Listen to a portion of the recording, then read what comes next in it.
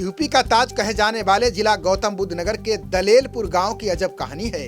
इस जनपद में एक ऐसा भी गांव है जिन्हें वोट डालने के लिए 3 राज्यों की सीमाओं को पार करना पड़ता है, यानी 80 से 90 किलोमीटर की दूरी तय करनी पड़ती है।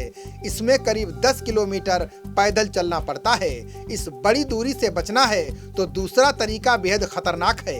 हमारे संवाददाता कैलाश चंद ने गाँव की एक खास रिपोर्ट तैयार की है। गौतम बुद्ध नगर जिले के दादरी विधानसभा क्षेत्र में आने वाला दलेलपुर गांव दिल्ली के कालिंदी कुंज से करीब 50 किलोमीटर दूर है।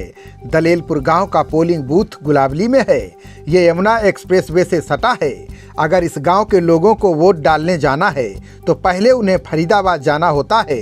इसके बाद दिल्ली होते हुए नोएडा पहुंचना पड़ेगा, तब जाकर मतदान बूथ स्थल का आखिरी पड़ाव ग्रेटर नोएडा मिलेगा। पोलिंग बूथ पर पहुंचने का एक दूसरा जरिया भी है। ये जोखिम भरा है। इसके बावजूद ज़्यादातर ग्रामीण यही रास्ता चुनते हैं। मतदान बूथ तक पहुंचने के लिए गांव के लोगों को यमुना नदी लांघनी पड़ती है। ये भले ही शॉर्टकट रास्ता है, लेकिन यमुना तट पर पहुंचने के लिए गांव वालों को पहले 3 किलोमीटर पैदल चलना पड़ता है। इसके बाद नाव का सहारा लेना पड़ता है। ये नाव बिना नाविक की होती है। अगर कोई नौसिखिया इस नाव को चला रहा हो तो जिंदगी भगवान भरोसे ही है। नाव डूबी तो जान जाना निश्चित है। अगर बच गए तो ये मतदाताओं की खुशकिस्मती है।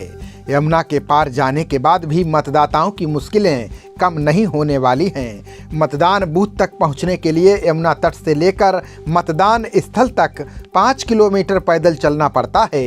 इतनी दुश्वारियों के बाद भी खेतों में उगाई गई सब्जी को किसान इसी रास्ते से दिल्ली और नोएडा पहुंचाते हैं। गांव का वजूद देश के पहले आम चुनाव यानी 1952 से है। पहले ये गांव फरीदाबाद में आता था। 1982 के बाद ये गांव ग्रेटर नोएडा का हिस्सा बन गया। बता दें 1982 में जिला गौतम बुद्ध नगर और हरियाणा की सीमा तय की गई, जिसके बाद ये गांव गौतम बुद्ध नगर में शामिल हुआ। आज गांव में करीब 50 से 60 घर हैं। आबादी करीब 300 के आसपास है, जिनमें 160 वोटर हैं। ग्रामीणों का कहना है कि कई बार अधिकारियों से शिकायत करने के बावजूद इस गांव में पोलिंग बूथ नहीं बनाया गया। जिला प्रशासन और सरकार ने आज तक कोई ऐसी व्यवस्था नहीं की है कि लोगों को उन्हीं के गांव में वोट डालने का मौका मिल सके। ग्रामीण पप्पू का कहना है कि आज तक इस गांव में कोई भी नेता वोट मांगने नहीं आया है। जब नेता वोट मांगने नहीं आते तो वे गांव के विकास की चिंता क्यों करें। दलेल का गांव है, कहाँ बसता है? यमुना के पार है? यमुना पार है जो दलेलपुर। यमुना पार है। हाँ तो वहाँ के लोग यहाँ नोएडा में कैसे आते हैं? तो ये दिल्ली से आते हैं, कालिंदी कुंज से होते हुए। और वो रास्ते से अगर नहीं आ पाए, किसी के पास अपने व्हीकल नहीं है तो फिर नाव से आ जाते हैं। तो नाव का रास्ता कंटिन्यू चालू रहता है कि नाव कैसे ले जाते हैं, नहीं, कैसे लाते हैं? कंटिन्यू नहीं रहता। अच्छा। हाँ। अब विधानसभा चुनाव है तो लोग वोटिंग कैसे कर पाएंगे? दिल्ली कर आप आ सकें जी जो। अच्छा। और कोई रास्ता ही नहीं है। तो प्रत्याशी कैसे वोट मांगने जाते हैं? वो भी दिल्ली कर जाते हैं। किस किस जिले में होकर जाना पड़ता है? एक दिल्ली पड़ती है जी, राज्य। फिर हरियाणा पड़ता है, हाँ। फिर जाएगा दलेलपुर जाए। तब जाके 2 राज्य पार करने पड़े। तो कभी अधिकारियों ने उस गांव को जो है हटाने की बात नहीं करी है, इसमें जोड़ने की? नहीं, कोई ऐसी कोई बात ही नहीं सुनी। ग्रामीण महेश शर्मा बताते हैं कि इस गांव के लोग अपने आप को ठगा महसूस करते हैं। विकास को तरस रहे इस गांव की बिजली व्यवस्था आज भी फरीदाबाद के भरोसे है।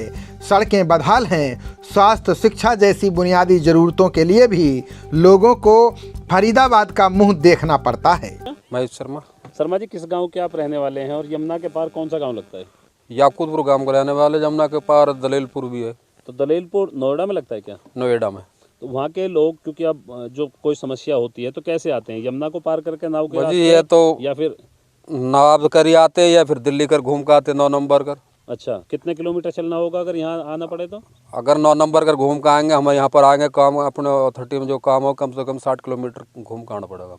कम से कम। अच्छा। और खेती जो भी है उधर ही है। कितने राज्य पार करने होते हैं जी?